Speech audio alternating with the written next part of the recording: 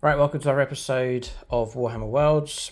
We've got quite a unique table, this one here, combining a fair bit of scratch-built terrain, going for natural terrain running around the edges of the board, and then one sort of industrial focus point at the centre of the table.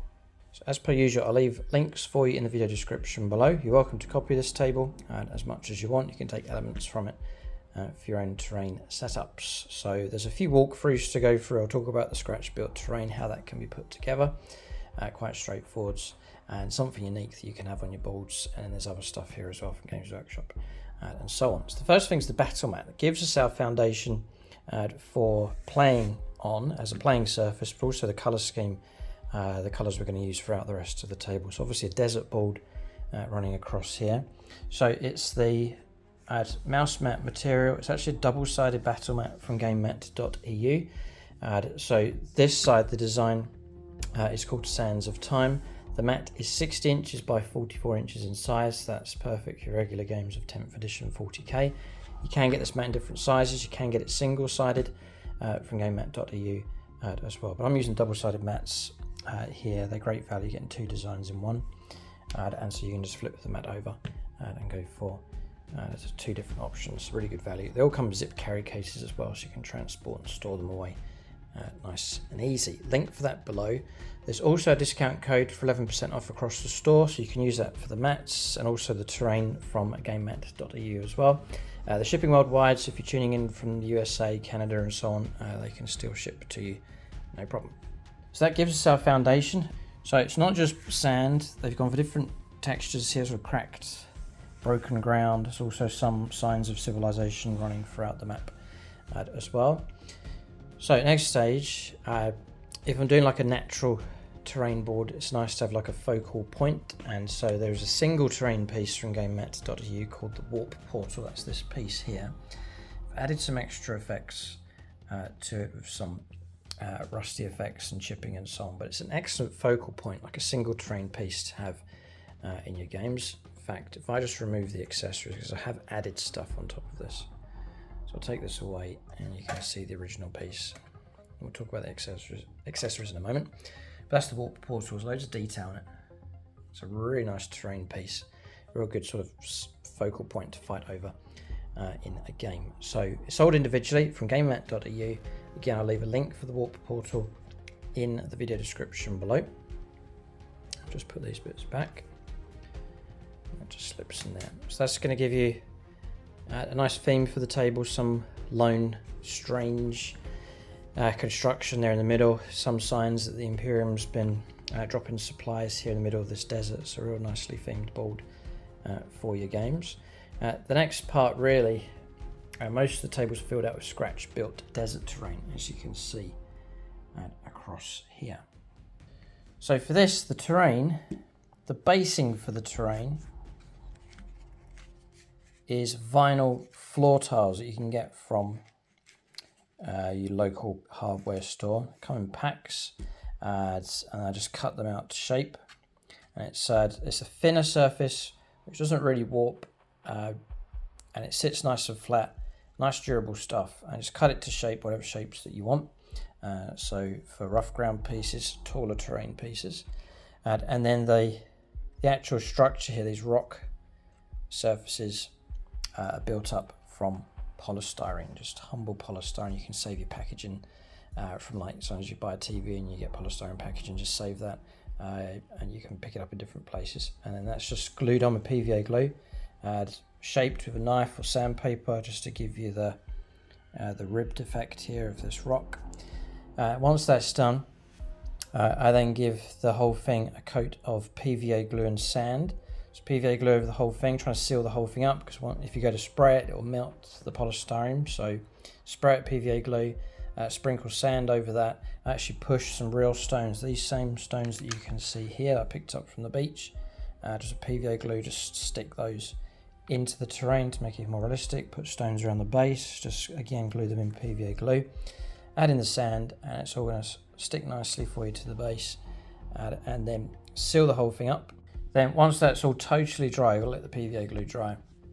I then spray it up with like a mid-shade brown. It's kind of that shade that's just tucked in there. It's like a medium shade brown. Spray it up, so a mid-brown kind of colour, something looking like that, perhaps a little bit lighter, that kind of colour you can see there. And then highlight that with like a bone colour, mix a little bit of white as well for a final highlight, and that's going to pick up all the sandy, grainy detail that you can see. And then once that's totally done, I then add in a few washes, so you can see like a brown wash across here just into the main cracks, and then finally some static grass you can see here. And then once that static grass dries, I give it a wash of the bone colour as well, just to make it look nice and dead. A little bit, tiny hint of green, but mostly dead kind of look. So that's the walkthrough for those. Same process here for the craters, but the craters are the old Games Workshop vacuum formed set that they produce. You get about 5 in the set. But I based them on the vinyl floor tiles. Same across here, and then done the edges with the stones and sand just to anchor the whole thing in, and then painted it up as I've described already. So bit of work involved with those, good fun. Shapes like this, like this piece across here, then larger pieces over there.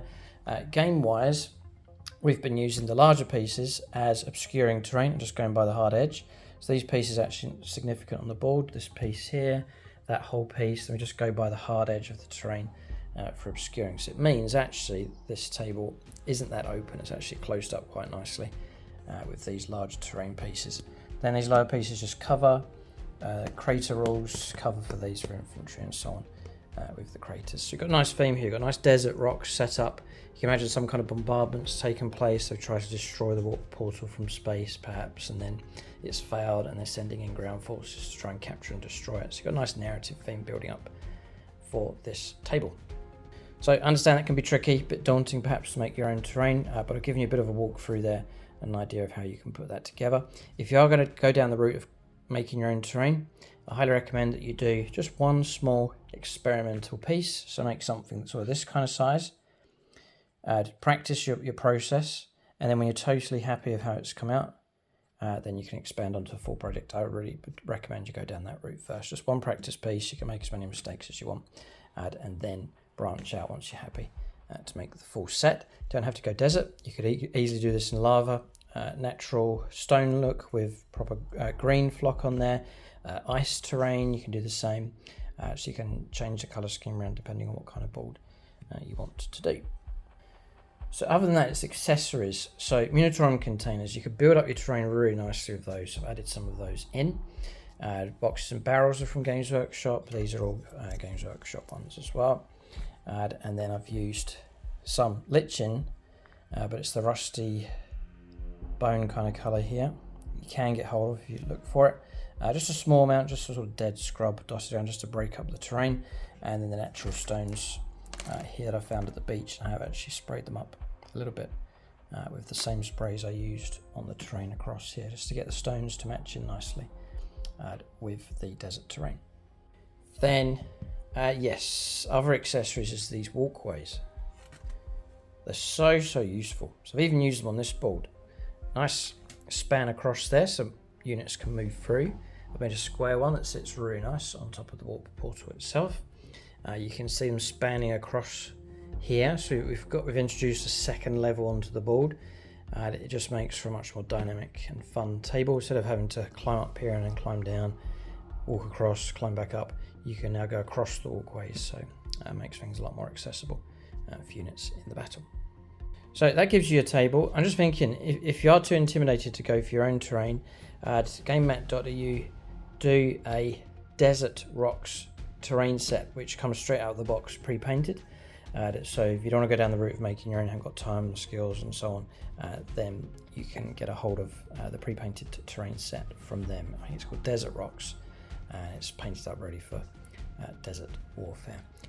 So that's the video. Check out the links in the video description below. I'll link you out to the different elements that make up this board.